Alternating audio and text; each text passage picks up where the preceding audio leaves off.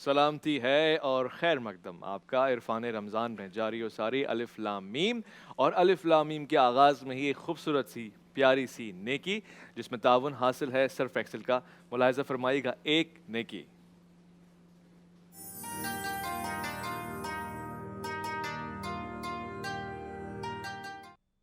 جنت کا آسان راستہ کیا ہو سکتا ہے؟ حضرت عبداللہ بن عمر رضی اللہ تعالی عنہم سے روایت ہے کہ رسول خدا صلی اللہ علیہ وآلہ وسلم نے فرمایا، مسلمان کا بھائی ہے، نہ اس پہ ظلم کرتا ہے نہ اس کی مدد چھوڑتا ہے، اور جو اپنے بھائی کی حاجت پوری کرنے میں لگا ہو اللہ اس کی حاجت پوری کرنے میں لگا ہوتا ہے، اور جو اپنے کسی مسلمان کی پریشانی کو دور کرتا ہے اللہ اس کی وجہ سے اس سے قیامت کی پریشانیوں کو دور کر دیتا ہے، اور جو کسی مسلمان کی عیب پہ پردہ ڈالے اللہ قیامت کے دن اس کے عیوب پہ پردہ ڈالے گا۔ یعنی آج کی نیکی کتنی پیاری ہے، مسلمان کا بھائی ہے، کچھ حقوق ادا کرنے ہیں، پھر عیبوں پہ پردہ بھی ڈالنا ہے، پھر اس کی مدد بھی کرنی ہے، حمایت بھی کرنی ہے، اور اس کی حاجت روائی بھی کرنی ہے۔ یقینی طور سے اگر آپ کسی مسلمان بھائی کے کام آئیں گے تو یہ بہت بڑی نیکی ہے، اور اس کا دگنا نہیں بلکہ کئی گنا زیادہ اجر اللہ آپ کو عطا فرمائے گا اس دنیا میں بھی، کیونکہ دنیا عالم اسباب ہے، مکافات عمل ہے یہاں پر، اور اس دنیا میں بھی جہاں آپ کے پاس کچھ بھی نہیں ہوگا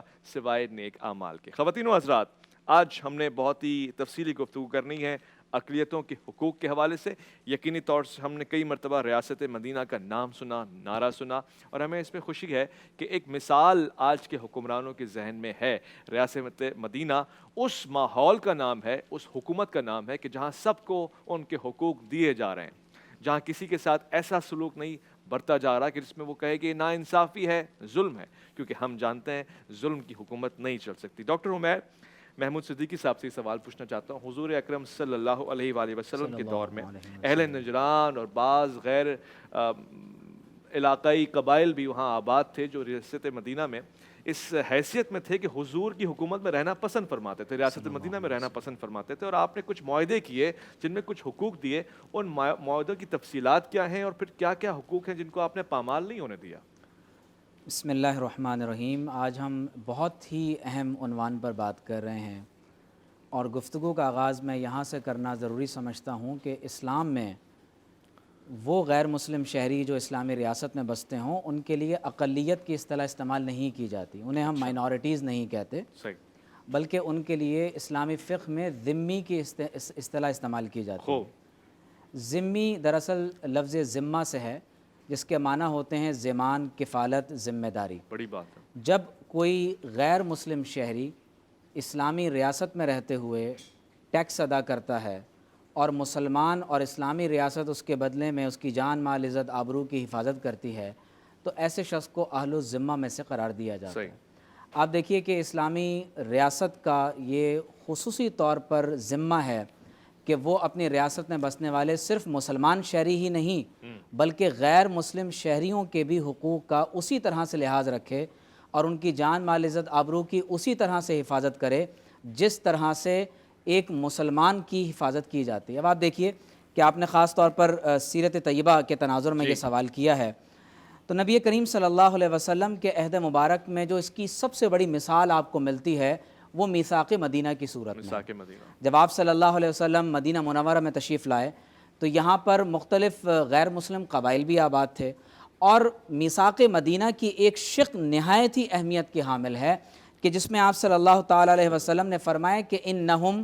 امۃ واحدہ دون الناس، فرمایا کہ جب ایک اسلامی ریاست میں مسلم اور غیر مسلم تمام تر شہری آباد ہوں تو ایک پولیٹیکل یونٹ کے طور پر انہیں بھی ایک امت یا ایک پولیٹیکل یونٹ ڈکلیئر کیا گیا، یعنی ریاست کی نگاہ میں گویا کہ وہ ایک قوم ہی شمار کیے جائیں گے۔ دوسری طرف آپ صلی اللہ علیہ وسلم نے جو معاہدے میں ایک شق لکھوائی ہے وہ یہ ہے کہ لِلْيَهُودِ دِينُهُمْ وَلِلْمُسْلِمِينَ دِينُهُمْ، کہ یہود کے لیے ان کا دین ہے اور مسلمانوں کے لیے ان کا دین ہے۔ اور یقیناً قرآن مجید میں بھی اللہ تبارک و تعالیٰ نے یہی فرمایا کہ لَكُمْ دِينُكُمْ وَلِيَ دِين، کہ تمہارے لیے تمہارا دین ہے اور ہمارے لیے ہمارا دین ہے۔ پھر آپ جب خاص طور پر اہل الذمہ یا مسلم ریاست میں بسنے والے غیر مسلم شہریوں کے حقوق کے حوالے سے بات کریں گے تو جہاں ان کی جان کی حفاظت کی بات کی گئی، فرمایا من قتل نفسا بغیر نفس او فساد فی الارض فکأنما قتل الناس جميعا، یہاں پر یہ نہیں کہا گیا کہ جس کو قتل کیا گیا ہے وہ مسلم ہے، نہیں، کسی ایک انسانی جان کو کسی نے قتل کیا تو گویا کہ تمام نوع انسانی کو قتل کر دینے کے مترادف ہے۔ اس لیے وہ غیر مسلم شہری جس کے ساتھ معاہدہ ہو چکا ہو، اس کی جان کی حرمت کے بارے میں حضور علیہ السلام نے فرمایا کہ من قتل معاہدن، فرمایا کہ جس نے کسی معاہد کو، ایسے غیر مسلم کو قتل کیا جس کے ساتھ اسلامی ریاست کا معاہدہ ہو چکا۔ آپ جانتے ہیں پاکستان میں بہت سے غیر مسلم ممالک کے شہری یہاں پر انجینئرز ہیں، ڈاکٹرز ہیں، پروفیسرز ہیں، ایک معاہدے کے تحت پاکستان میں اپنی خاص سرگرمیاں سر انجام دے رہے ہوتے ہیں۔ تو فرمایا جس نے کسی معاہد کو قتل کیا لم یرح رائحۃ الجنہ، فرمایا ایسا شخص جنت کی خوشبو بھی نہیں پائے گا۔ لہٰذا اگر پاکستان میں کہ دنیا کے کسی بھی خطے میں مسلم ریاست میں غیر مسلم شہری ایک معاہدے کے تحت یہاں زندگی بسر کر رہے ہیں تو ان کی جان کی حفاظت کی جائے گی۔ حدیث شریف میں آتا ہے کہ ایک شخص کو، ایک اہل کتاب میں سے ایک شخص کو قتل کر دیا گیا تو آپ صلی اللہ تعالیٰ علیہ وسلم نے یہاں تک ارشاد فرمایا، اور یہ بڑی قابل توجہ بات ہے، فرمایا کہ انا احق من اوفى بذمته ثم امر به فقتل۔ اس مسلمان کو اس مسیحی شخص کو قتل کرنے کی وجہ سے قتل کیا گیا، اور آپ صلی اللہ علیہ وسلم نے فرمایا کہ میں اس کے ذمے کا زیادہ اپنے آپ کو حقدار سمجھتا ہوں۔ اسی طرح جب آپ جبری مذہب کی تبدیلی کے حوالے سے بات کرتے ہیں تو قرآن مجید میں اللہ نے فرمایا لا اکراہ فی الدین قد تبین الرشد من الغی، فرمایا کہ جبراً کسی کو دین میں داخل نہیں کیا جائے گا، لا اکراہ فی الدین۔ اس لیے ہم یہ دیکھتے ہیں کہ دین میں داخل ہونے کی شرط ہی یہی ہے کہ اقرار باللسان و تصدیق بالقلب۔ اب اگر آپ کسی کو جبراً مسلمان کریں گے تو تصدیق بالقلب تو نہیں ہوگی، لہٰذا آپ کو ہندوستان میں شدھی تحریک نظر آتی ہے، آپ کو اس سے حال ہی میں گھر واپسی کی تحریک نظر آتی ہے، اسپین میں آپ کو لاکھوں مسلمانوں کے قتل عام کے بعد آپ کو نظر آتا ہے کہ جبراً انہیں عیسائی بنایا جاتا ہے، لیکن مسلمان اس بات کے قائل، اور ہمارا دین ہمیں یہ بتاتا ہے کہ اگر بالاکراہ کسی کو مسلمان کیا جائے اور اس کا دل تصدیق نہ کرتا ہو تو ایسا شخص دائرہ اسلام میں داخل ہی نہیں ہوتا۔ لہٰذا اسلامی ریاست میں رہتے ہوئے حضور علیہ السلام کی تعلیم یہ ہے کہ خاص طور پر لوگوں کو ان کی جان مال عزت آبرو اور ان کو جبراً مذہب میں داخل نہ کیا جائے۔ معاہدات کے حوالے سے صرف ایک آخری بات میں کہہ دوں، بہت سارے معاہدات ہوئے ہیں، خلافت راشدہ کے دور میں بھی آپ نے نجران کے عیسائی وفد کا حوالہ دیا، میں تمام معاہدوں میں سے چند کامن شقیں آپ کو پڑھ کے سنا دیتا ہوں۔ نمبر ایک، ان کی عبادت گاہوں کو منہدم نہیں کیا جائے گا، اگر معاہدہ ہو گیا عبادت گاہوں کو منہدم نہیں کیا جائے گا، عبادت کرنے میں خلل نہیں ڈالا جائے گا، عبادت سے روکا نہیں جائے گا، یہاں تک بعض معاہدے لکھے گئے ہیں کہ وہ عید کے دن اگر اپنی صلیب باہر نکالتے ہیں، صلیب لے کر وہ چلتے ہیں بازاروں میں تو ان کو صلیب نکالنے کی اجازت دی جائے گی، بوڑھوں عورتوں بچوں پر ٹیکس عائد نہیں کیا جائے گا۔ اسی طرح سے جب بیت المقدس فتح ہوا ہے تو حضرت سیدنا عمر فاروق رضی اللہ تعالی عنہ نے یہودیوں کی جب عبادت گاہ کو صاف کیا گیا تو وہاں نماز نہیں پڑھی، آپ نے وہاں سے ہٹ کر دوسرے مقام پر نماز پڑھی۔ جب وجہ پوچھی گئی تو فرمایا ایسا نہ ہو کہ مسلمان یہاں پر بعد میں مسجد بنا لیں۔ تو میں یہ سمجھتا ہوں کہ عہد رسالت اور عہد خلافت راشدہ میں ہمارے لیے گولڈن ایج آف ٹائم ہے کہ جس کو فالو کرنے کی ضرورت ہے۔ بالکل غور کرنے کی ضرورت ہے، اور یہاں پہ ایک سوال بھی اٹھتا ہے علامہ رضا داؤدانی صاحب آپ کی موجودگی سے فائدہ اٹھاتے ہوئے، اسلامی نظام حکومت میں حکومت کی کیا شرعی ذمہ داریاں بنتی ہیں؟ کہا ہی جاتا ہے، کچھ ناقدین کا کہنا ہے کہ ریاست مدینہ میں یعنی پاکستان میں المعروف اقلیتوں کو غیر محفوظ تصور کیا جاتا ہے، تو اگر ایسا ہے تو کیا ریاست اور حکومت کی ذمہ داری بنتی ہے کہ کون سے شرعی حقوق ان کو بنیادی طور سے فراہم کیے جائیں؟ بسم اللہ الرحمن الرحیم۔ بنیادی طور پر ایک اصطلاح استعمال ہوتی ہے what it is and what ought to be, ہے کیا اور ہونا کیا چاہیے۔ کئی دفعہ ایسا ہوتا ہے کہ ان دو کے درمیان بہت زیادہ فاصلہ ہو جاتا ہے جس کی وجہ سے اس گیپ کو برج کرنے کی ضرورت پڑتی ہے۔ اچھا، خود ہم دستور کے اعتبار سے بھی اگر دیکھیں نا تو ایک وہ دستور ہو سکتا ہے کہ جو بہت پسندیدہ ہو، اور ایک یہ کہ ایگزسٹنگ کیا معاملہ ہے۔ تو ظاہر ہے کہ پاکستان کے اگر خاص طور پر اگر آپ ان حدود و قیود کے اندر اگر آپ بات کریں تو آئین پاکستان جو ہے، اس آئین پاکستان کو جب بنایا گیا اور ڈیزائن کیا گیا تو ظاہر ہے کہ ان تمام تر چیزوں کو وہاں پر رائٹ ڈاؤن کر دیا گیا کہ صاحب یہ حقوق ہوں گے، یہ تمام فرائض ہوں گے کہ جن کے مطابق ایک شخص نے اپنی شہری زندگی گزارنی ہے، اور یہ اس کے حقوق ہوں گے کہ جو ریاست کی طرف سے اس کو دیے جائیں گے۔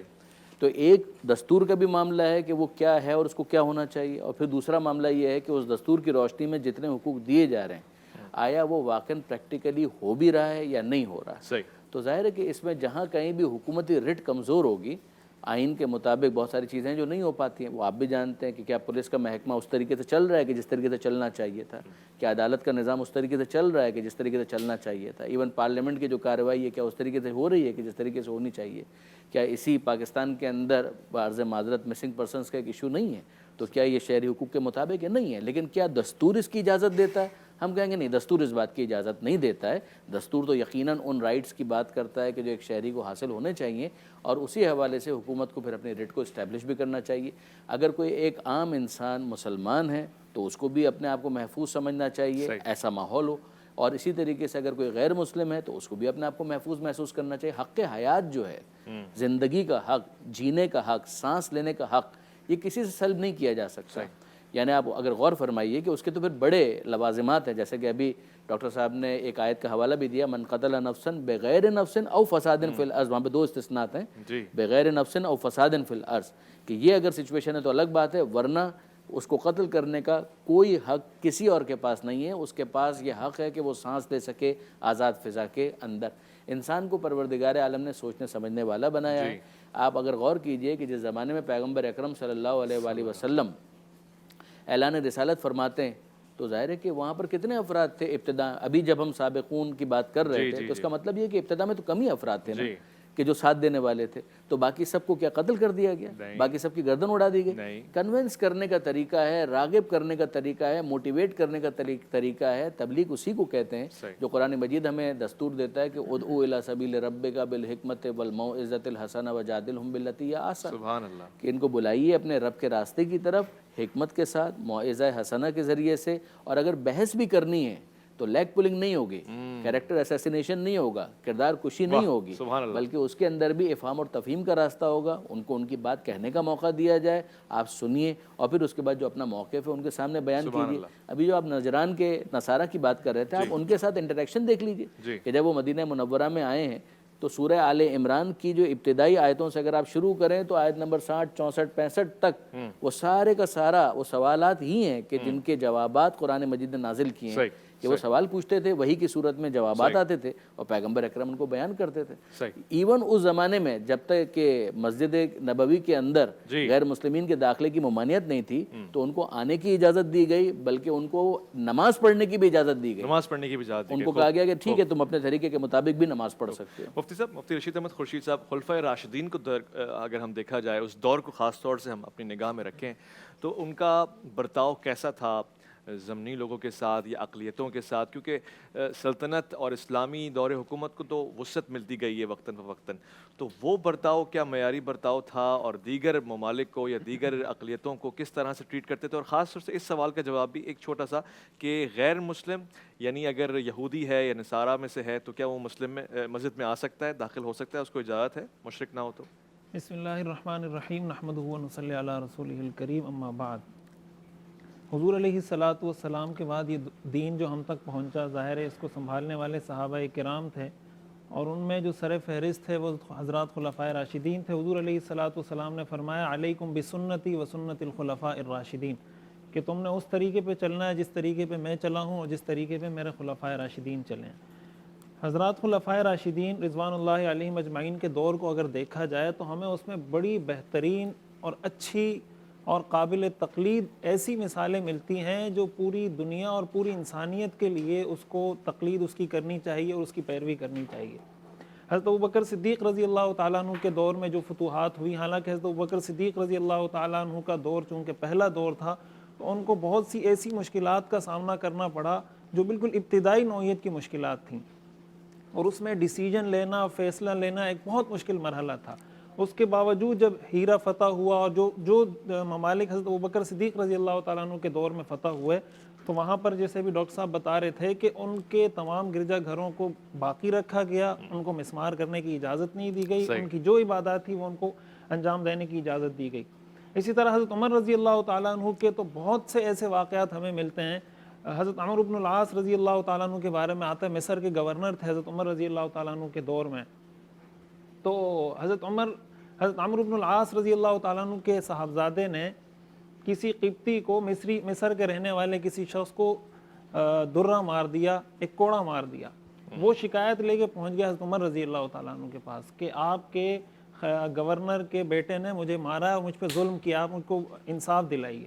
حضرت عمر رضی اللہ تعالیٰ عنہ نے حضرت عمرو بن العاص کو بھی طلب فرمایا, ان کے بیٹے کو بھی طلب فرمایا, اور وہ کوڑا دیا اس قبطی اور مصری کے ہاتھ میں اور کہا کہ یہ لو اور ان کو کوڑا مارو.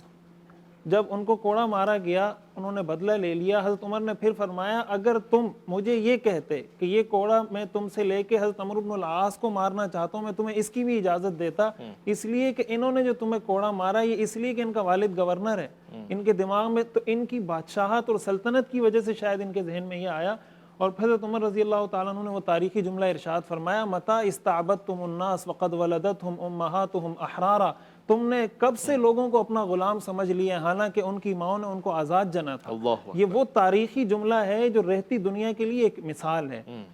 اس کے علاوہ حضرت علی رضی اللہ تعالیٰ عنہ کے دور کی اگر بات کی جائے تو حضرت علی رضی اللہ تعالیٰ عنہ کے دور میں آپ کے سامنے ایک ایسا کیس لایا گیا کہ ایک ذمی کو قتل کر دیا گیا. حضرت علی رضی اللہ تعالیٰ عنہ نے اس کی پوری تحقیق کی, آپ نے فرمایا اس کو قصاصاً قتل کیا جائے. اور آپ نے ایک ارشاد فرمایا جو بیہقی میں موجود ہے, آپ نے فرمایا من کان لہ ذمتنا فدمہ کدمنا ومالہ کمالنا, کہ جو ہمارے ملک میں ذمی بن کر رہ رہا ہے, اقلیت بن کر رہ رہا ہے, اس کا خون اتنا ہی محترم ہے جتنا ہمارا خون محترم ہے, اس کا مال اتنا ہی محترم ہے جتنا کسی مسلمان کا مال قابل احترام ہے. یہ ساری باتیں کرنے کے بعد جب حضرت علی نے حکم فرمایا کہ قصاصاً قتل کیا جائے تو انہوں نے بعد میں کہا کہ اگر ہمیں دیت دی جائے تو ہم دیت لینے کے لیے بھی راضی ہیں. حضرت علی نے اس پر فرمایا لعلہم فزعوک او حددوک, شاید انہوں نے تمہیں دھمکایا ہے,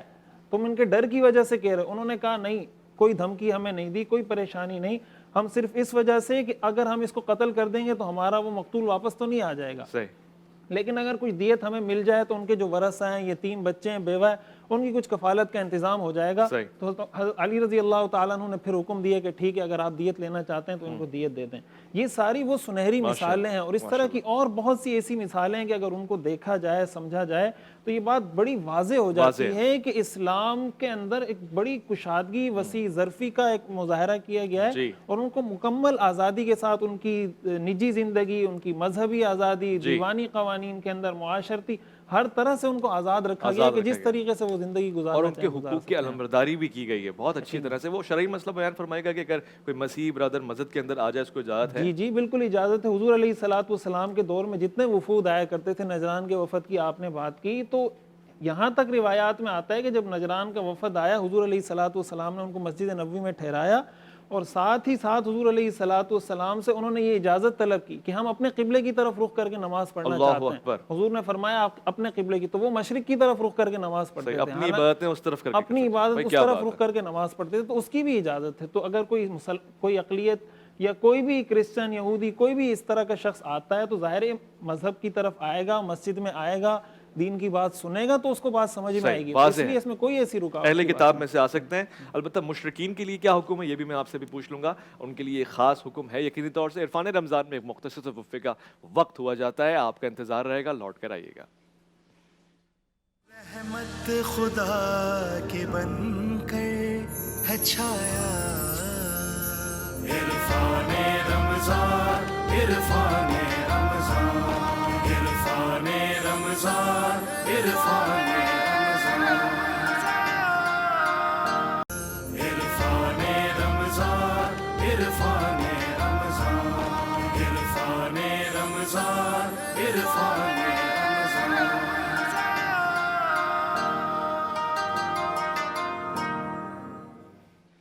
سیرت کروں بیاں یا صفات نبی لکھوں, اذن سخن ملے تو میں نعت نبی لکھوں. ہر کیفیت میں آپ میرے ساتھ ساتھ ہیں, ہنستے ہنساتے روتے رلاتے نبی نبی نبی لکھوں صلی اللہ علیہ وآلہ وسلم. حافظ محمد علی سہروردی کی آواز. آپ کس کرامت اور کس مقام کی شخصیت ہیں اس کو ہم نہیں پہنچ سکتے. ایک کوشش ہے کہ آپ کا شکریہ ادا کریں اپنے الفاظ میں اور محبت کے ترنم میں. وہ جس کے لیے محفل کونین سجی ہے, فردوس بری جن کے وسیلے سے ملی ہے. وہ جس کے لیے محفل کونین سجی ہے, فردوس بری جن کے وسیلے سے ملی ہے. وہ ہاشمی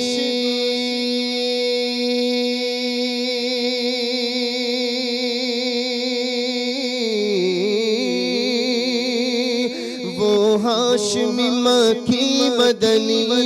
عربی ہے، وہ میرا نبی میرا نبی میرا نبی ہے، وہ میرا نبی میرا نبی میرا نبی ہے، وہ میرا نبی میرا نبی میرا نبی ہے، وہ میرا نبی میرا نبی میرا نبی ہے۔ احمد ہے محمد ہے وہی ختم رسل ہے، وہ بادشاہ جہاں کے وہی والی کل ہے، اس پر ہی نظر اس پر ہی نظر سارے زمانے کی لگی ہے، وہ میرا نبی میرا نبی میرا نبی ہے، وہ میرا نبی میرا نبی میرا نبی ہے، وہ میرا نبی ہے، وہ میرا نبی میرا نبی میرا نبی ہے، وہ میرا نبی میرا نبی میرا نبی ہے، وہ میرا نبی میرا نبی میرا نبی ہے۔ کیا شعر سنیے گا سبحان اللہ۔ کہ والشمس ضحیٰ چہرہ انور کی جھلک ہے، واللیل ہے کہ سوئے مبارک کی چمک ہے، والشمس ضحیٰ چہرہ انور کی جھلک ہے، واللیل ہے کہ سوئے مبارک کی چمک ہے، عالم کو ضیاء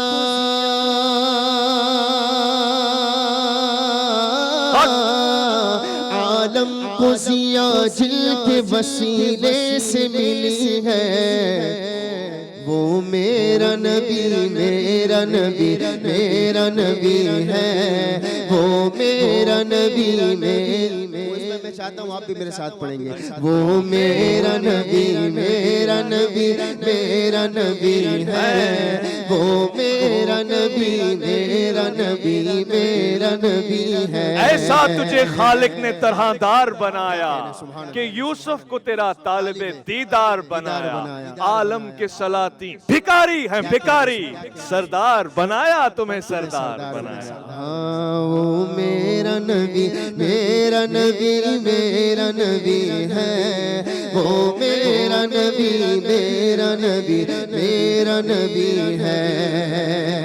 اللہ کا فرمان لم نشرح لک صدرک منسوب ہے جس سے ورفعنا لک ذکرک، اللہ کا فرمان لم نشرح لک صدرک منسوب ہے جس سے ورفعنا لک ذکرک،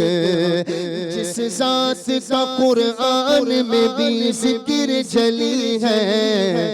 وہ میرا نبی میرا نبی میرا نبی ہے، وہ میرا نبی میرا نبی میرا نبی ہے، وہ میرا نبی ہے، وہ میرا نبی میرا نبی میرا نبی ہے، وہ میرا نبی میرا نبی میرا نبی ہے، وہ میرا نبی میرا نبی میرا نبی ہے۔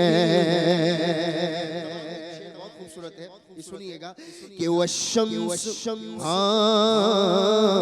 مزمل و یاسین و مدثر وہی کیا کیا نئے القاب سے مولا نے پکارا، مزمل و یاسین و مدثر وہی طٰہٰ، کیا نئے القاب سے مولا نے پکارا، کیا شان ہے ان کی جو کہ امی لقبی ہے، وہ میرا نبی میرا نبی میرا نبی ہے، وہ میرا نبی میرا نبی میرا نبی ہے۔ اور جس درجہ زمانے میں تھی مظلوم یہ عورت، پھر جس کی بدولت ملی ہے عزت و رفعت، وہ محسن و غمخوار ہمارا ہی نبی ہے، وہ میرا نبی میرا نبی میرا نبی ہے، وہ میرا نبی میرا نبی میرا نبی ہے۔ جب تک رہے گی سانس یہی کام کروں گا، کون سا کام؟ کہ جب تک رہے گی سانس یہی کام کروں گا، سرکار دو عالم کا میں میلاد پڑھوں گا، میں کیوں رکوں اے منکر و میلاد نبی سے، وہ میرا نبی میرا نبی میرا نبی ہے، وہ میرا نبی میرا نبی میرا نبی ہے۔ سبحان اللہ، وہ میرا نبی ہم سب کا نبی ہے، اور جو اس پہ ایمان رکھتا ہے اس کے لیے خوشی کی نوید بھی ہے۔ یہ ساز و سامان، یہ عبادات، یہ تحفہ ہیں، یہ رمضان الکریم خود ایک تحفہ ہے۔ یقینی طور سے یہ آپ کی بہت ساری کرامات میں سے ایک خاص کرامت ہے کہ ہمیں یہ توفیق ملی ہے، یہ تحفہ ملا ہے، اور اس پہ ہم کار فرما ہو جائیں۔ علامہ صاحب، یہاں پہ گفتگو ذمی اور عقلیت کے حوالے سے چل رہی تھی، تو ایک شرعی مسئلہ بھی پیش آیا، میں نے پوچھا بھی، انہوں نے کہا کہ مسجد میں آ سکتے ہیں عیسائی برادران اور مسیح برادران اور یہودی بھی۔ ساتھ ساتھ یہ کہ اگر ہم کھانا تناول فرمائیں اور ہمارے دسترخوان پہ ایسے افراد تشریف فرما ہوں جو اہل کتاب ہوں، اور ایک حصہ ان لوگوں کا جو مشرکین ہوں، اگر معاملات ایسے ہوں کہ کاروبار میں، نوکری میں دسترخوان ایک جیسا ہو، پلیٹیں ایک جیسے رکھی جا رہی ہوں، تو کیا اس میں احتیاط برتنی چاہیے؟ بنیادی بات کیا ہے کہ ایک انسان جب کھانا کھاتا ہے تو اس کو پاک کھانا کھانا ہے۔ صحیح ہے۔ ظاہر ہے کہ جس طریقے سے حفظان صحت کے اصولوں کا خیال رکھا جاتا ہے کھانا کھانے میں، اب فرض کیجئے کہ کہیں سے اگر پتہ چلے کہ یہاں پر گھی جو استعمال ہوا ہے وہ کولیسٹرول کے پیشنٹ کو سوٹ نہیں کرے گا، تو ظاہر ہے کہ پھر اس کھانے سے تو دور ہو جائے گا نا۔ اسی طریقے سے اگر یہ پتہ چل جائے کہ جو کھانا رکھا گیا ہے اس کھانے کے اندر نجاست موجود ہے، تو ظاہر ہے کہ پھر وہ کھانا تو کھایا نہیں جا سکتا، اب وہ چاہے مسلمان نے پکایا ہو یا غیر مسلم نے پکایا ہو، لیکن اگر وہ کھانا نجس ہے تو وہ نہیں کھایا جا سکتا۔ بالکل اسی طریقے سے اگر ہم سہولت کے اعتبار سے دیکھیں تو اس مسئلے کے اندر فقہ جعفری کے اندر کم سے کم میں یہ کہہ سکتا ہوں کہ اصل یہ مانا گیا ہے کہ ہر چیز پاک ہے، اور اس کے لیے قاعدہ یہ بیان کیا گیا کہ کل شیء طاہر لک حتی تعلم انہ قذر، کہ ہر چیز تمہارے لیے پاک ہے جب تک تمہارے لیے اس کا نجس ہونا روشن نہ ہو جائے، واضح نہ ہو جائے۔ اب مثال کے طور پر ہم یہاں پر بیٹھے ہوئے ہیں تو ہمیں تو نہیں معلوم کہ یہاں پر پہلے کوئی چیز ایسی تھی کہ جو یعنی نجس ہو، تو ہم کیا مانیں گے؟ ہم اس کو پاک ہی سمجھیں گے، یعنی اگر نہیں علم ہے تو اس کو پاک ایزیوم کیا جائے گا، پاک سمجھا جائے گا۔ یہ معاملہ دوسرے غیر مسلم برادران کے ساتھ بھی اسی طرح سے رہے گا کہ فرض کیجئے کہ انہوں نے کوئی چیز لا کر رکھ دی ہے تو ہمیں اسے نجس ماننے کی کوئی ضرورت نہیں ہے، سوائے اس کے کہ ہمارے پاس کوئی دلیل ہو، تو ہم اس کو پاک ہی ایزیوم کریں گے اور ہم اس سے استفادہ کر سکتے ہیں، اور اس میں کوئی مسئلہ نہیں ہے، ایکسچینج کرنے میں بھی کوئی مسئلہ نہیں ہے۔ اب اس کے بعد آتی ہے اگلی بات، اور وہ یہ ہے کہ ذبیحے کا کیا کیا جائے، یعنی جب گوشت کا مسئلہ ہے اس میں تو چونکہ ایک شرائط ہے کہ جو جانور کو ذبح کیا جائے گا تو اس کا مسلمان ہونا ضروری ہے، اللہ کا نام لینا ضروری ہے، قبلہ رخ ہونا ضروری ہے، اور ٹیکنیکلٹیز فقہی اعتبار سے تو اس حوالے سے پھر یہ کہا گیا کہ اگر مسلم ممالک میں کہیں پر آپ ہیں، مسلمان ملک میں مثلا پاکستان میں،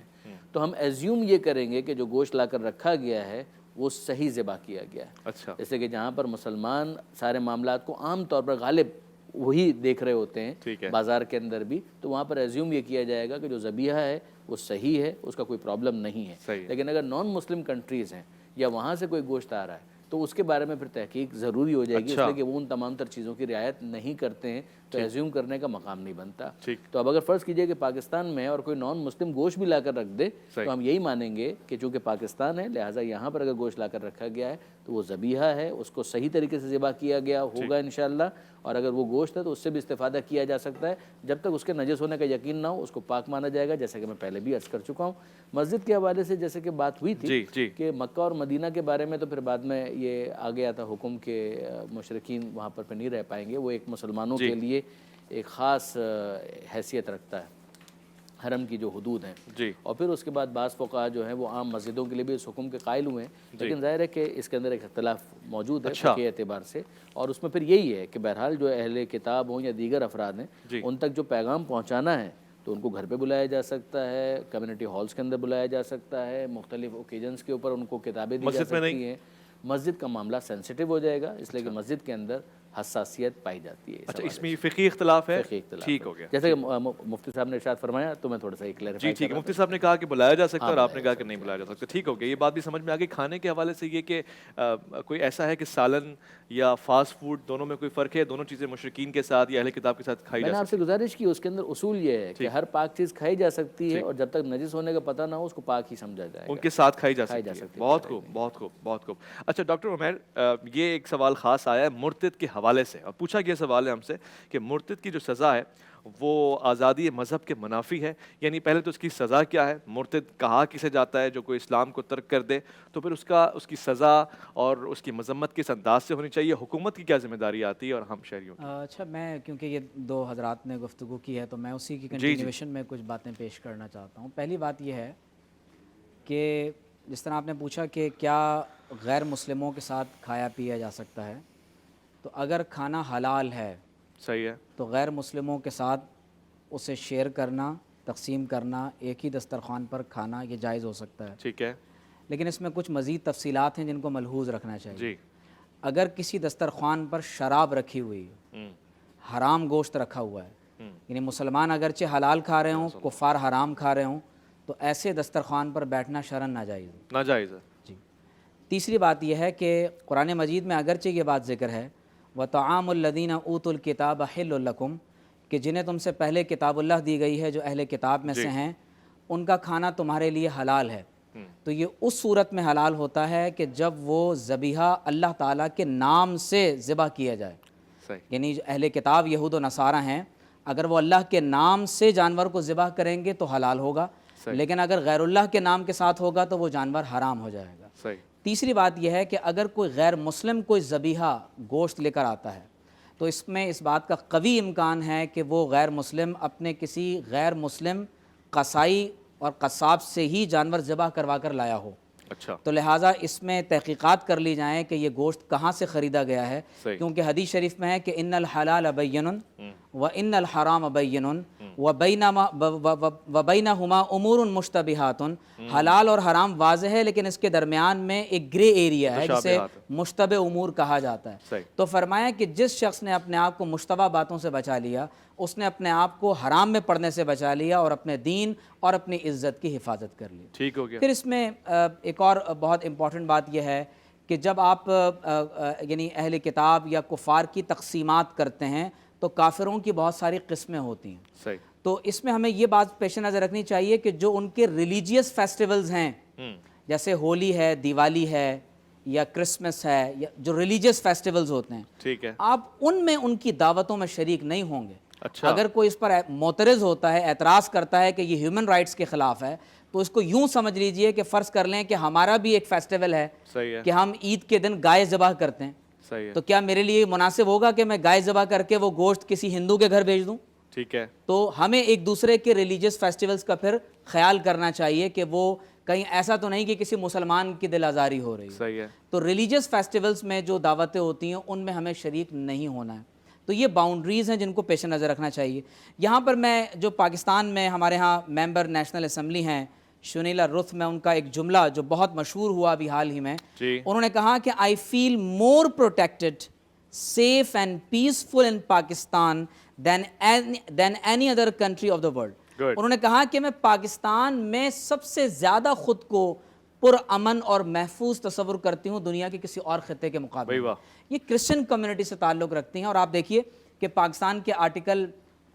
20 میں ہم آئین پاکستان میں پڑھتے ہیں کہ وہاں یہ لکھا ہوا ہے کہ ہر ایک شہری کو اپنے مذہب کی پیروی کرنے کا حق ہے، بالکل حق ہے، ہر ایک شخص کو اپنے مذہب کے مطابق ادارے قائم کرنے کا، ان کا انتظام کرنے کا، اپنے مذہب کے مطابق عبادات کرنے کا اسے آئین نے حق دیا ہے۔ بالکل ہے، اور جو کسی تعلیمی ادارے میں تعلیم پا رہا ہے اس کو جبری طور پر کسی اور دین اور مذہب کی تعلیم نہیں پڑھائی جا سکتی، اس لیے ہمارے ہاں एथिक्स की का जो सब्जेक्ट है वो गैर मुस्लिम्स को पढ़ाया जाता है। ठीक है। कायदे आज़म का जो ख़ास तौर पर 11 अगस्त की तकरीर है, कायदे आज़म ने उसी मिसाक़ मदीना को रिफ्लेक्ट किया है। और आपने जब ये फरमाया कि you are free to go to your temples, you are free to go to your mask, फरमाया कि तुम अपनी मसाजिद में, अपने मंदिरों में, जिस इबादतगाह में जाना चाहते हो जाओ, और तुम किसी भी रंग, मजहब और नस्ल से ताल्लुक रखते हो, that has nothing to do with the business of the state. और मैं समझता हूँ कि ये खास तौर पर उन्होंने मिसाक़ मदीना को पेश नजर रखते हुए कहा है। सही, बहुत से लोग इसको सेकुलरिज्म जबकि सेकुलरिज्म नहीं है, ये इस्लाम की आजादी है। क्योंकि जब डॉन का आप अगर पहला शुमारा 15 अगस्त का उठाकर देखें तो कायदे आज़म ने जिस तनाजुर में इन चीजों को बयान किया, वहां लिखा हुआ है कि minorities under Islam, the Holi profits epistle to Christian minority representative. जी ऐसे ही एक मुख्तसर से वफ़ा ले रहे हैं, लौट कर आएंगे तो इस पे बात भी होगी, जवाब देना और वो मुर्तद पे भी बात करेंगे, और साथ साथ एक सवाल भी पूछेंगे। अल्लाह के तो बहुत सारे नाम है, लहुल अस्माउल हुस्ना, तो अगर कोई ज़बीहा पे अल्लाह ना कहे, अल्लाह अकबर ना कहे, समी कह दे, कादिर कह दे, हक कह दे, तो फिर क्या उसको अल्लाह का नाम पढ़ा जाना शुमार करेंगे? एक मुख्तसर सा वफ़ा इरफान रमज़ान में आपका इंतज़ार रहेगा। रहमत खुदा के बनकर है छाया, इरफान रमज़ान, इरफान रमज़ान, इरफान रमज़ान, इरफान इरफान रमज़ान, इरफान रमज़ान, इरफान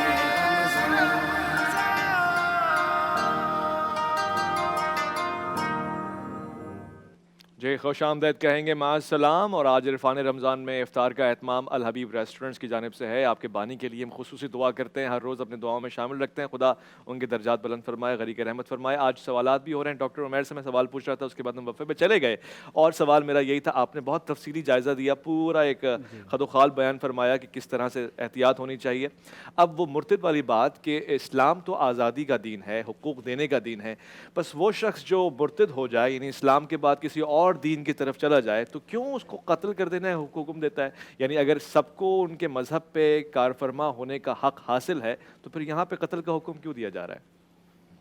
देखिए, एक है मजहबी आज़ादी कि हर शख्स अपने मज़हब पर अमल करता है, और इस्लाम में इसकी मुकम्मल आज़ादी है कि चाहे वो जूज़ एंड क्रिश्चियंस हों या पैगन्स यानी मुशरिकीन हों, वो अपने मज़हब पर इस्लामी रियासत में रहते हुए मुकम्मल तौर पर अमल कर सकते हैं, इल्ला ये कि कोई रस्म ऐसी हो जो इंसानी हुकूक़ या इस्लाम के बरह रास्त अक़ाइद से इस कदर मुतसादिम हो जाए कि जिसको इजाज़त दे देना माशरे के अमन व अमान को तबाह व बर्बाद करने के मुतरादिफ हो। जैसे सती की रस्म है, तो सती की रस्म की तो इजाज़त नहीं दी जा सकती, क्योंकि इसमें किसी औरत को ज़िंदा जला देने की बात की जाती है।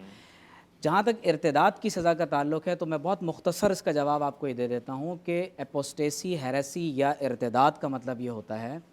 कि एक शख्स इस्लाम के दायरे से निकल कर फिर जाए और किसी और मज़हब को इख्तियार करे, यानी तर्क इस्लाम को दरअसल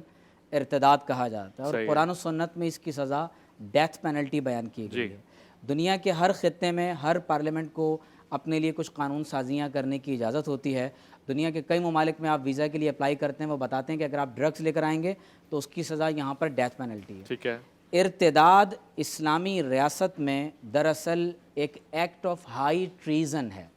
ये सख्त तरीन संगीन गद्दारी का इर्तिकाब है, लिहाजा इस्लामी रियासत में इस्लामी कानून में इसकी सज़ा डेथ पेनल्टी है। पाकिस्तान के अंदर अभी तक इसकी कोई सज़ा मुकर्रर नहीं की गई है, हमारे यहाँ हुदूद व ताज़ीरात में इसकी कोई सज़ा मुतय्यन नहीं, लेकिन इस्लामी कानून में जो हमारे यहाँ अहादीस में लिखा हुआ है, मन बद्दल दीनहु फ़क़्तुलूहु। इसी तरह से कुरान मजीद में आप देखते हैं कि जब मूसा अलैहिस्सलाम को तूर पर तशरीफ़ ले गए, जब वापस आए तो देखा कि उनकी कौम शिरक में मुब्तला हो गई थी, तो अल्लाह ताला ने उन्हें भी इस इर्तिदाद की वजह से कत्ल की जो है वो सज़ा दी। तो मैं समझता हूँ कि अगर यूँ समझ लिया जाए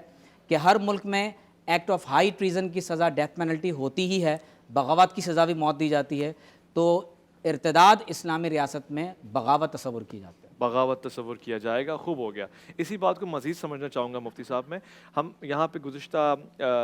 नशिस्त में भी ये बात कर रहे थे कि इस्लाम में इजाज़त है, आप चाहें तो आएँ तो आसान तरीके से आएँ, और अगर किसी और दीन के चाहने वाले हैं, मानने वाले हैं, तो आपको मुकम्मल इजाज़त है। तो इसकी वजह तो बयान फरमा दी है, मगर क्या ये सख्ती इस्लामी रियासत में होनी चाहिए इसी अंदाज से कि अगर आप इस्लाम को छोड़ कर किसी और दीन और मज़हब की तरफ जाते हैं तो हम आपसे जीने का और हयात का हक़ भी ले लेंगे? جی یہ بڑا اہم سوال ہے، اور اس کے بارے میں ایک دو بنیادی باتیں سمجھنی چاہیے۔ پہلی بات تو یہ کہ اسلام دین فطرت ہے، یہ ایک بنیادی بات ہے۔ اسلام وہی مذہب ہے، وہی دین ہے جو فطرت کا تقاضا ہے، صحیح فطرت سلیمہ کا۔ دوسری بات یہ سمجھنی چاہیے کہ اسلام ایک دین ہے۔ قرآن کریم میں جہاں بھی اسلام کے لیے ورڈ یوز ہوا ہے وہ مذہب کے بجائے دین کا ورڈ یوز ہوا ہے، دین الحق، اور ان الدین عند اللہ الاسلام۔ اور دین ایک مکمل کمپلیٹ کوڈ آف لائف کو کہا جاتا ہے۔ جی جب مکمل کمپلیٹ کوڈ آف لائف کو دین کہا جاتا ہے، اسلامی ریاست کی بنیاد اسلام ہوتا ہے۔ ہمارے ہاں یا مغربی معاشرے میں مذہب کا جو تصور ہے، ان کے نزدیک مذہب کا تصور محض ایک رائے کا ہے۔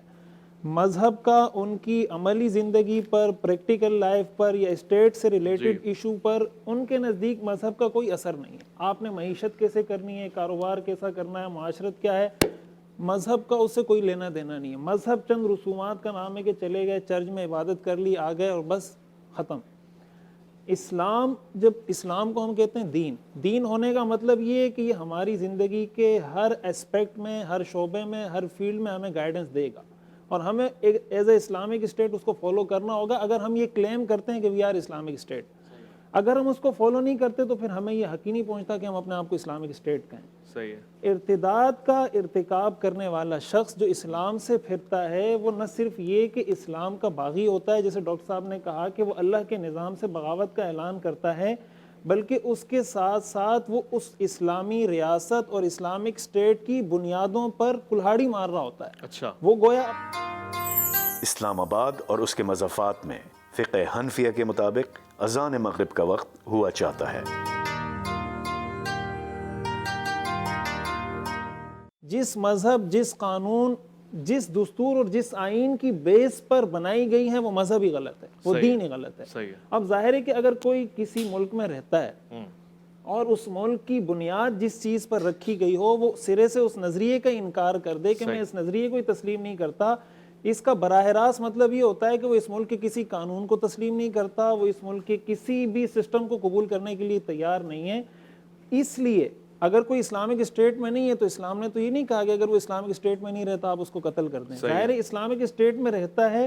تو اسلامک اسٹیٹ کبھی بھی، اور ظاہر ہے یہ کامن سینس کی بات ہے کہ آپ اگر کسی بھی سسٹم کو اس کے لیے کوئی بیسمنٹ بناتے ہیں اور کوئی اس کی بیس پہ حملہ کرتا ہے، اس کی اساس پہ حملہ کرتا ہے، تو اس پہ ری ایکشن کا آنا، اس پہ رد عمل کا آنا اور اس کو اس طریقے سے ختم کرنا، معاشرے سے ہٹانا تاکہ اس طرح کی انارکی نہ پھیلے، فساد فی الارض نہ ہو، لوگ آپس میں دست و گریبان نہ ہو، تو یہ بظاہر ہمیں نظر آتا ہے کہ کسی کو قتل کیا جا رہا ہے، لیکن اگر ایک آدمی کو قتل کیا جائے اس کی وجہ سے جتنے لوگوں کی جانیں محفوظ ہو جائیں گی، فساد فی الارض سے جو ہم محفوظ ہو جائیں گے، ایک اسلامی ریاست جس طرح سٹیبل ہو جائے گی، یہ ساری وہ چیزیں کہ اگر اس کو سامنے رکھا جائے تو انسان کی عقل کہتی ہے۔ ایک ہی منٹ ہے میرے پاس اور یہ پوچھنا چاہتا ہوں، من بدل دین فاقتلوہ، جس نے دین بدلا اس کو قتل کر دو۔ کیا قتل اتنا ہی آسان ہے یا اس سے پہلے پروسیجرز ہیں کہ مرتد کو لے کے جائیں گے، سمجھائیں گے؟ یہ بھی بڑا اہم سوال ہے۔ دیکھیں اسلام نے جو ارتداد کی سزا متعین کی ہے کوئی ایسی بغیر حدود کے نہیں ہے۔ عورت کو ارتداد کی سزا کے طور پہ قتل نہیں کیا جائے گا۔ سبحان اللہ، ماشاءاللہ۔ نابالغ بچے کو جس کو دین کا ان چیزوں کا شعور نہ ہو اس کو قتل نہیں کیا جائے گا۔